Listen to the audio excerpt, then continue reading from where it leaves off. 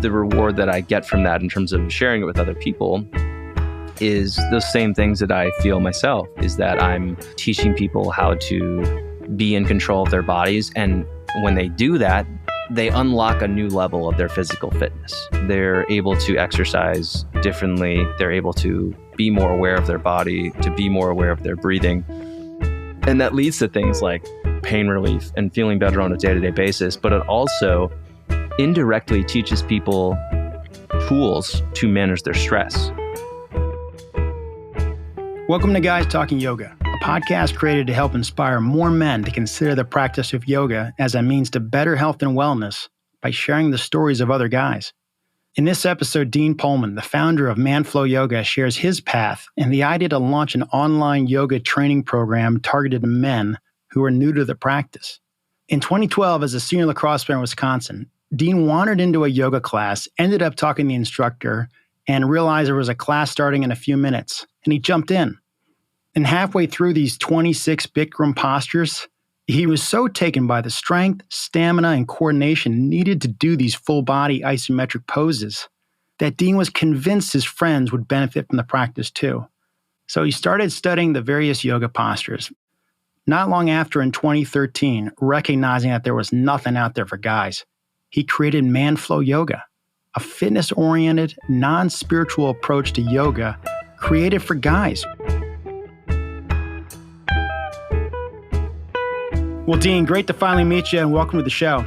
Yeah, thanks for having me, Derek. Excited that we connected and cool that we have such similar background. So I'm excited to have the conversation. Likewise. And you've been into this big time for over a decade. Yeah. So tell us, how did you get into yoga? I got into yoga, actually, it was a total accident. I was looking for the tailor one day and I stumbled into a yoga class.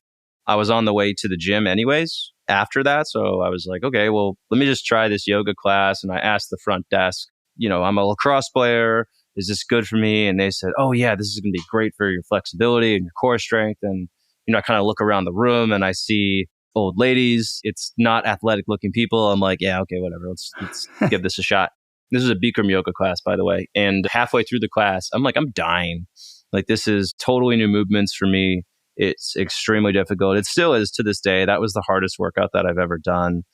And it was only halfway through. And they're like, okay, we're halfway through. It's party time. You guys can have a sip of water, then go back to, dying from exhaustion and overheating. And that for me was the first time I did yoga. And that was enough for me to realize, oh, wow, this is really exposing some of my weaknesses. And I'm going to keep coming back and doing this because I like the challenge of it. And something in me kind of inherently understood that something that was this challenging was going to be good for improving my fitness. Yeah, and let me just hit you there. So in that Bikram class, what were your challenges that actually caught your attention? Isometric holds was really tough.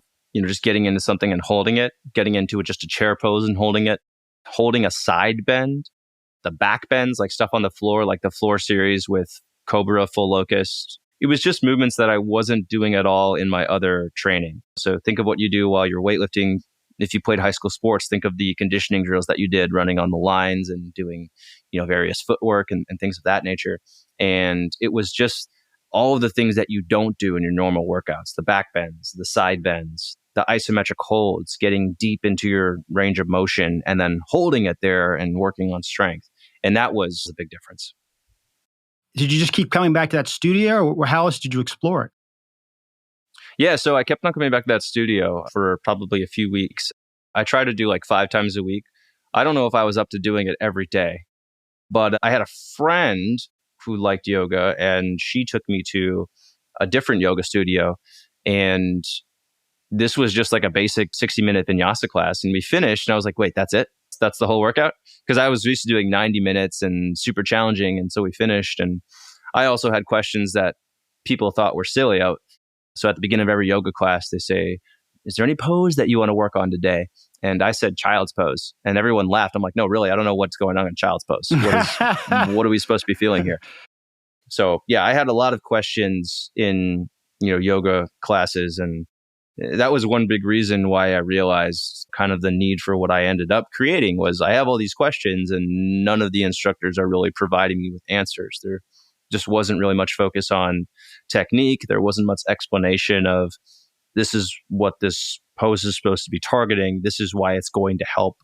I wanted a more educative experience and I wanted something more relevant to an athlete. So, Were you still in college at this time? yeah, I was a senior. I was playing lacrosse for the University of Wisconsin. And this was right before I went back for our spring season. You obviously got hooked. You saw the value and benefit. You started to get into it. When did you start trying to bring others to yoga? Right away, honestly. I had friends on the lacrosse team who were interested in one of them. He's a trainer now for, I think he's the strength and conditioning coach for the University of Wisconsin for their hockey team, which is a big deal. It's a really good hockey team. So he was my roommate. I was like, hey, come to this yoga class. And he's like, no, I don't want to go. And I try to get my lacrosse teammates to come with me. I'm like, guys, this is an awesome workout. Come with me. And I was the most fit guy on the team. I was like the team beast. And I was telling guys on my team, like, hey, like, you know who I am. Like, you know what kind of shape I'm in. Come to this workout with me. And they're like, no, I don't want to go. All the things that you used to think about yoga classes, it's for girls. It's not masculine. It's not good enough workout. What ended up happening was I approached the yoga studio that I was going to and said, hey, can you guys do a class for us? And they priced it out. And we were an underfunded club college team. So that didn't work. So we were like, hey, how about you try teaching? I'm like, I'll try it. So I ended up teaching my team. I was the conditioning coach in addition to like a team captain of sorts.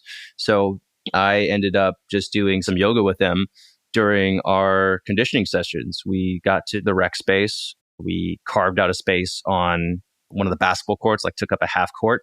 And then we all lined up and we just started going through these poses. And that was how I started teaching. What were the guys' reaction after that first class or those first couple of classes? Did they take to it pretty quick or were some of them still a harder sell? There were only some of them that were like a hard sell. There was one guy in particular. The irony of this is that he ended up like tearing both knees like next year in a game. But he would look around and not pay attention at all. But everyone else was like looking forward, like, what are we doing? Like, what's Dean doing? How do we do this? I remember when I demoed a Warrior 3 for the first time, I got like an applause. So yeah, people were attentive. And part of it was they just enjoyed that they weren't sprinting. I remember I would finish some of the classes with a Shavasana and they came away from that like, oh, this is great. I feel so relaxed. But to me, that's one of the things that I thought would be a big turnoff would be like the Shavasana at the end. And it turned out that the guys really enjoyed doing it. So to be honest, I don't do Shavasana in classes that I teach, but that's mainly out of a time constraint thing. Most people, they have like 20 minutes, 30 minutes to work out. So if we add in like a 4 minutes of Shavasana, like that takes out a significant chunk of time. Yeah, and I think that's a challenge with a lot of classes where if you give time for Shavasana, like maybe 20% stick around because everyone else is so ready to get to the next thing or get to the showers early or get the hell out of there because they don't want to be putting on shoes in a tight, cramped space in the lobby or whatever it is. And it's too bad. What did you enjoy about teaching these classes? No one's ever asked me that question before. I think part of it didn't honestly have to do anything with the yoga itself. I think part of it just had to do with I enjoy working out. I enjoy physical fitness. And for me to be able to demonstrate to people like, hey, this is something that I'm good at. And if you do this, you will also feel the benefits of it. That was enjoyable for me. The other reason why I liked teaching it was just because I knew how good my body felt as a result of doing those workouts consistently. And I wanted my friends and my teammates to feel good too. That was a big driving factor. It was this workout has the potential to really improve your fitness and it just needs to be presented in a way that's more relatable.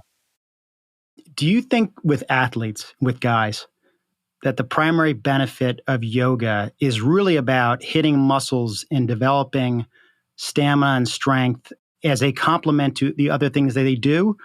Or would you also say yoga in and of itself is a great warm-up for certain activities or as a way to recover from things? Or is it really all above?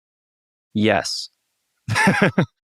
you can do yoga in a way where it's great as a warm up. If you're doing it with an emphasis on strength, with there's balance involved, and if you're focusing on active range of motion as opposed to passive flexibility, then it's actually a wonderful and extremely effective warm up. It's what I do before my own weight training sessions is I do a variation of an intense yoga workout. But also, yes, the same thing that could be a warm up could also be a short workout. And there would be benefits to gain from that in terms of targeting underutilized areas, in terms of just getting all the right muscle groups firing. Most people have issues firing their core, firing their glutes, firing their upper back muscles. So doing a workout that does all of that as a warm up is very helpful to any workout. Yeah. I enjoy doing a little like counter rotation yoga after that stuff as a post workout complement, particularly with hockey or golf, where you have just so much rotation to one side. And it really helps me sort of take the intensity out of the lower back and hips, kind of let go a little bit from having to be so hyper vigilant and protecting that area in those sports as a guy who's pushing 50. And I totally agree with you on all of that. So how long did it take for you teaching yoga classes, doing what you were doing at Wisconsin, to come up with the idea of actually creating a business and a brand around yoga instruction? Well, I started the YouTube channel in January, like literally a month after I started doing yoga. This is 2012. And then I moved to Austin in March 2013. I got a job as a sales rep at an awful third-party logistics company. And while I was doing that, I was still recording videos and kind of getting that up on YouTube and making Facebook posts, writing blogs every now and then. My work week sucked. It was terrible. So my weekends were like my fun time, and I would do yoga. I would go play lacrosse, and I would go out on boats on the weekends. And I remember somebody asking me, I was telling them about Manful Yoga and what I did and this YouTube channel. And they're like, oh, that's so cool. Is that what you do full time? And I would laugh at them and I'd think, no, I don't do that full time. And then I did actually start doing it full time by January 2014. That was when I had enough kind of momentum. And that was when I had built up enough of a brand that I was able to get enough group classes and one-on-one personal training sessions together that I was able to say, okay, like I'm making enough money that I can pay rent and buy cheap food. So I was doing the math back then. And if I could do like 2 or 3 classes a day and I could make like $100 or something like that, then I was like, okay, this is enough. This is enough money. And I was also working in a moving company part-time for about 4 months while I was kind of making this transition. And that was super helpful doing that. It was about 4 to 6 months of building enough business to be able to do it full time. Making the transition over and feeling like it was ready to make the leap.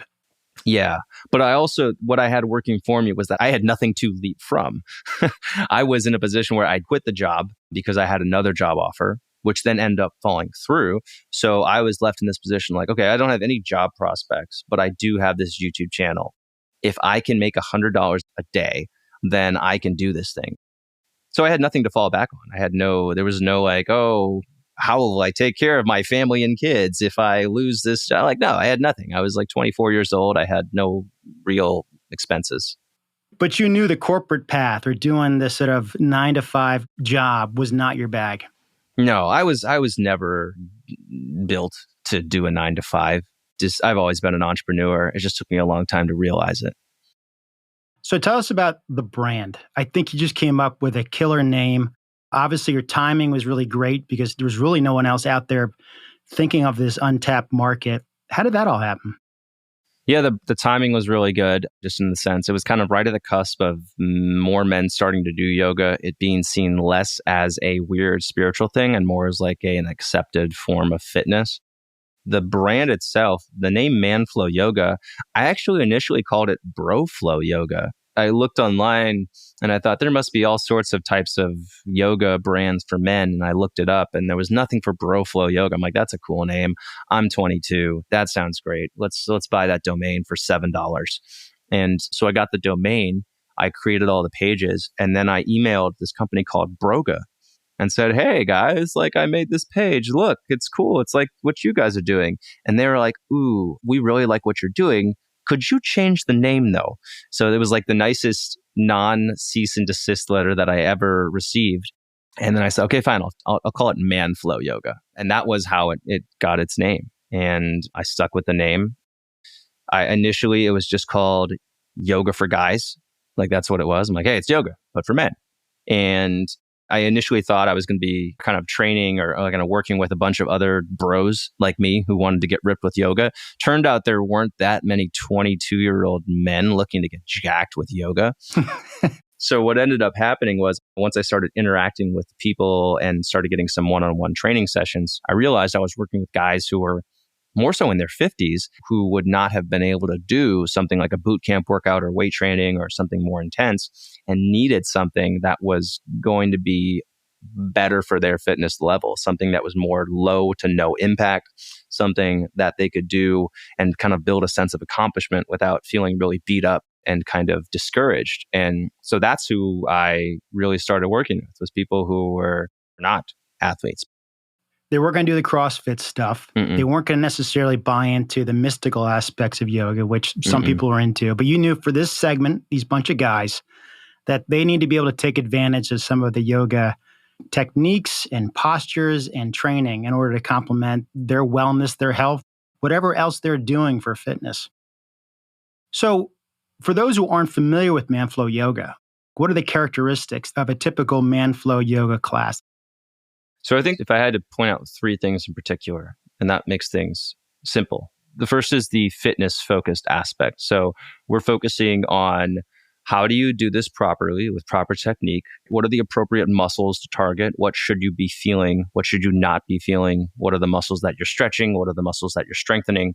And then what are the benefits of these different movements that we're doing? How do they translate into real life fitness? So that's the first part. The second part is that they are designed specifically for men. And we are recognizing that men are not as flexible as women. They don't evolve to give birth, so they have less flexible hips. Men also have stronger upper bodies. Women tend to have more center of gravity in their core and their hips. Men tend to have it more in their shoulders. So there are movements that men will do incorrectly based on the predominantly female focused instruction that you're going to find. You know, even though more men are still doing yoga, but the yoga industry and just yoga instructors in general, they are more focused on the 80% of the people that are doing it, which are women. So the second big part is that these poses are more appropriate for guys who are not flexible. They're more appropriate for people who are new to yoga, because most guys coming into, at the time, I think most guys coming into this were new to yoga. We do have a significant portion of people who are doing Manflow Yoga that are experienced with other type of yoga. But the feedback that we get is that this is way more strength focused. This is way more technique focused than any yoga that I've ever done before. And I can feel the results differently than compared to doing the yoga that I was doing for 10 years. And then the third thing is the non-spiritual aspect.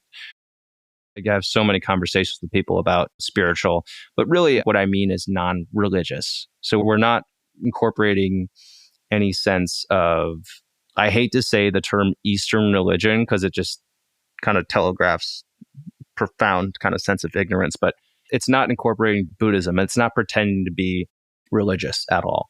So if you consider spirituality to be a sense of oneness that can come when you have created the conditions with your body and your breathing, that you feel like, oh, wow, I've gotten to this place where I feel like I am open to a spiritual experience, then that's fine. Like, great. For me, I'm like, this feels great when I'm working on my breathing, working on my body, being aware of my body and getting into a sense of flow. But I don't equate that with like a spiritual thing. But a lot of people do. Every teacher has their own thing that they care about, their approach, their style. Students look for different things. And you've really done an exceptional job at focusing on a particular product and experience that is consistent, that is very targeted to an audience that you want to connect with. Then you also know what your audience is looking for. You know, it sounds like if there's a spiritual aspect to really feeling good in your body and having a sense for how your foot feels in relation to your knee and your hip and your heart rate and your flow and your general sense of feeling and connecting as a human, if that's it, that's great. And you're also doing what's true to your heart. Not to say you don't have a spiritual side or a religious component. It's just not what you offer with the brand and what you're trying to deliver to those who are looking for stuff.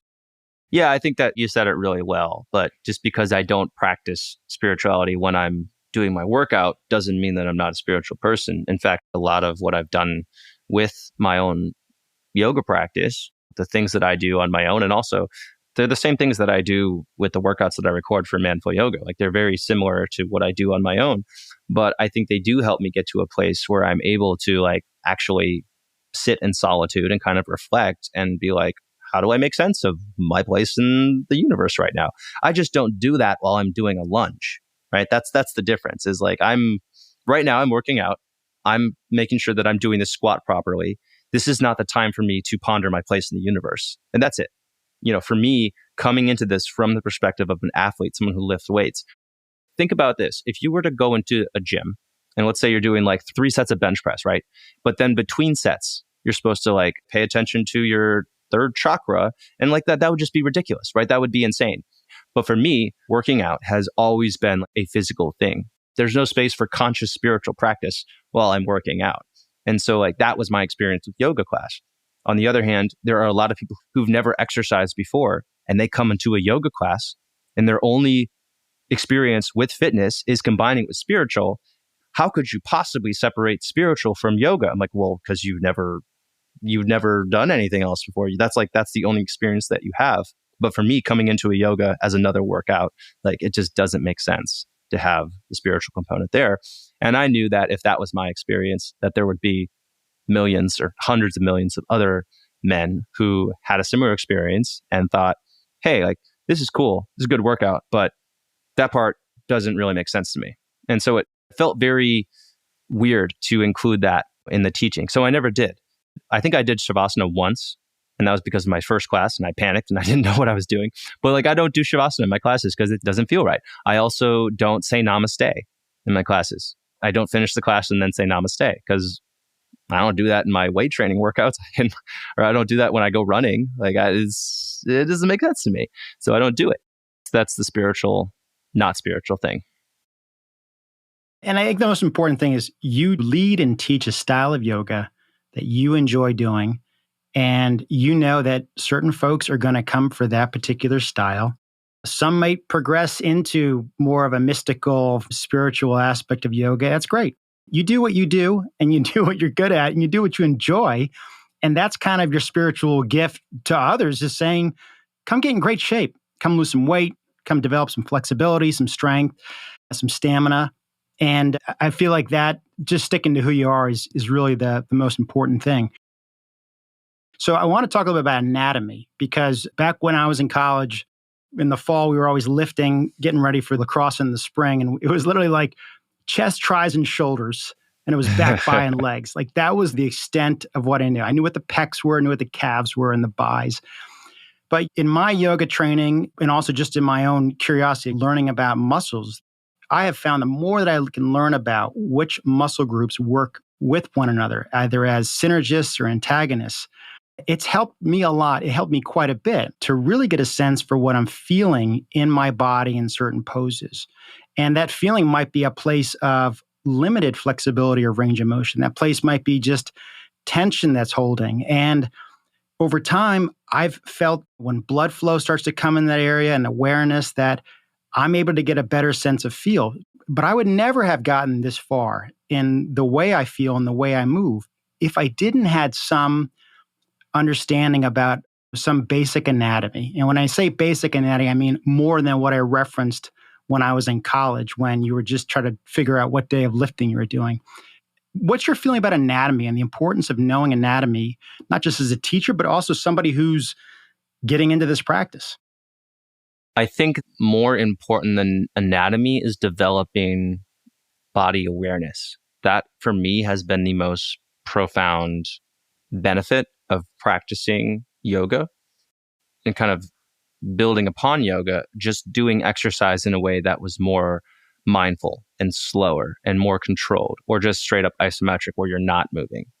And it was in practicing those movements that I was able to understand, oh, this is the muscle that I'm supposed to be trying to use right now. I'm going to try and squeeze this muscle.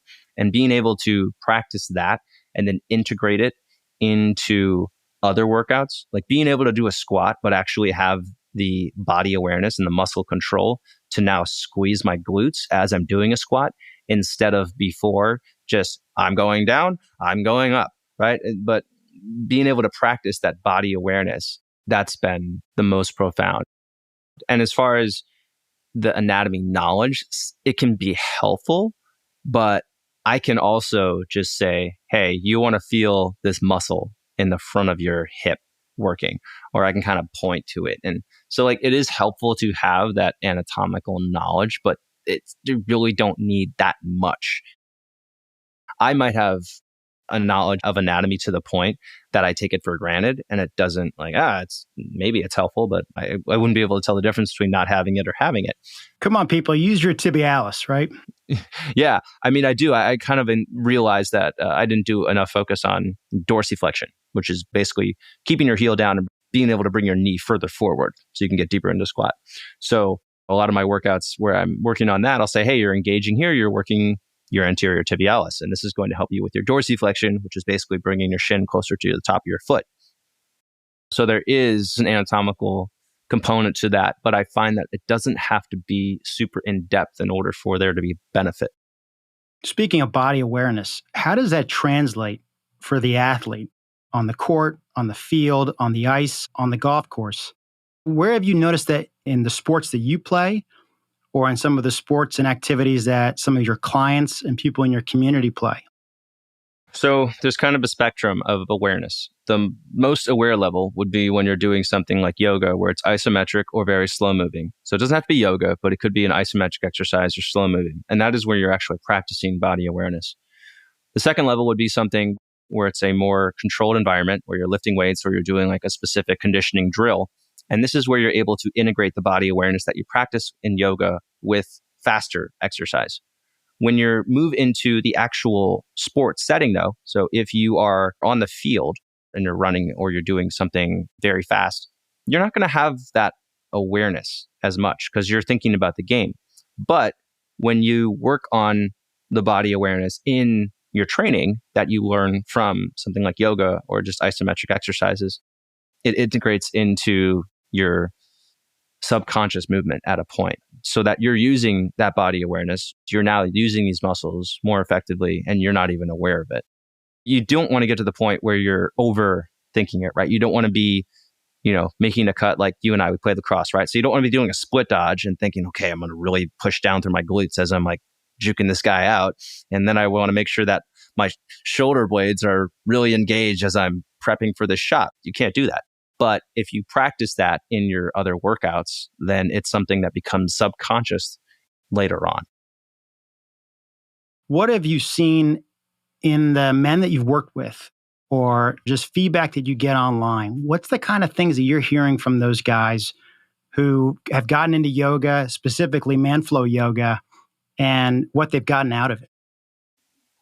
Pain relief, being able to do what they want to do with their bodies, getting rid of back pain, getting rid of joint pain. That's the biggest thing, is getting people from many of these people that I speak with have had chronic pain for years, and they do Manflow yoga for 2 or 3 weeks. And they're like, I don't have back pain anymore. Like it went away. I don't know what happened, but it's gone.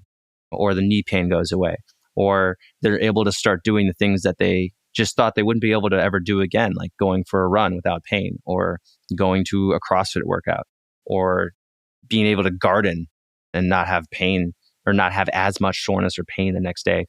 So the biggest thing that we hear about is the pain relief aspect. What is it about yoga that you think helps so much with pain? It's the combination of strength and mobility. It's building a foundational level of strength, and it's also building a functional level of mobility. So most people who don't work out enough consistently, or people who work out consistently but don't do the necessary exercises, what Manflow yoga does is it helps you build that foundation of strength. So we're working on just the muscles that you need the strength that you need in order to go through everyday movements without pain, but it's also working on common neglected areas of mobility, things like tight hamstrings, tight hips, tight shoulders, poor posture. It's working on those common problem areas to address the root causes of what's causing pain. And we do it in a way that is no impact or low impact, so it doesn't hurt your body. And it's relatively easy in the sense that the exercises are simple and you just watch the video and you follow along, you listen to the cues. You're like, oh, that's the muscle I'm supposed to be using. Oh, I should feel this. Oh, okay, I'm going to use this modification because I'm not as flexible as that dude yet. So it's a very effective workout to address common physical challenges, but it's relatively easy to do. Yeah, that's great. What is it about yoga that you appreciate so much? And on top of that, what is it about being someone who's a leader, an ambassador for the practice of yoga and helping bring it to so many people? For me, the most profound benefit of having a consistent yoga practice is being able to exercise in a way that slows everything down and gives me a chance to focus on body awareness, to focus on my breathing, to focus on targeting muscles in a way that I'm not doing in my other workouts. And that practice, that slow movement practice, in a lot of ways, and the emphasis on breathing has been a springboard for a lot of different areas of my life. So sometimes when I'm doing yoga, it can lead into this profound sense of stress relief and being at peace. Sometimes it can be something that I use to clear my head. It can be something that is as simple as a warm-up for another workout. It can be something that is a workout on its own. And I think the reward that I get from that in terms of sharing it with other people is the same things that I feel myself, is that I'm teaching people how to be in control of their bodies. And when they do that, they unlock a new level of their physical fitness. They're able to exercise differently. They're able to be more aware of their body, to be more aware of their breathing. And that leads to things like pain relief and feeling better on a day-to-day basis. But it also indirectly teaches people tools to manage their stress. So, my website and a lot of the things that I make are, hey, we're going to work on relieving your back pain. We're going to work on building your strength and increasing your flexibility. But when we have interviews with people, when we talk about people for our success stories, they mention that, but then they say, and there's something that happened that I didn't expect, which was I feel less stressed. I am somehow more energetic, yet calmer throughout the day now and more focused. I'm more energetic, but I'm calmer and more focused as a result of the workouts that I do on a regular basis. So that's my answer. Well, Dean, it's great to finally connect. Congrats on what you've accomplished with this brand over the last 10 years. Thank you for helping bring yoga to so many guys out there who I know who struggle with not just physical things, but stress and all kinds of stuff. And also, we know there's a huge bucket of guys out there who still need to discover yoga. So thanks for jumping on and spending some time with us, and best of luck in Texas. Yeah, it was a cool conversation. Thanks for the thoughtful questions and keeping me on track. Right on, man. Good luck and hope to talk to you again soon. Yeah, same to you. Thanks again. So I give Dean a lot of credit, not only for recognizing what yoga was doing for him, what he felt in his body, but also having the vision to create a yoga program for guys who knew so little about the practice or its physical benefits. By the way, you can check out Manflow Yoga on YouTube, where Dean's amassed over 400,000 subscribers over the past 10 years. There you'll be able to access many curated programs that address a range of health and fitness objectives. In addition to his free and subscription training offerings, Dean also published a book called Yoga Fitness for Men: Build Strength, Improve Performance, and Increase Flexibility.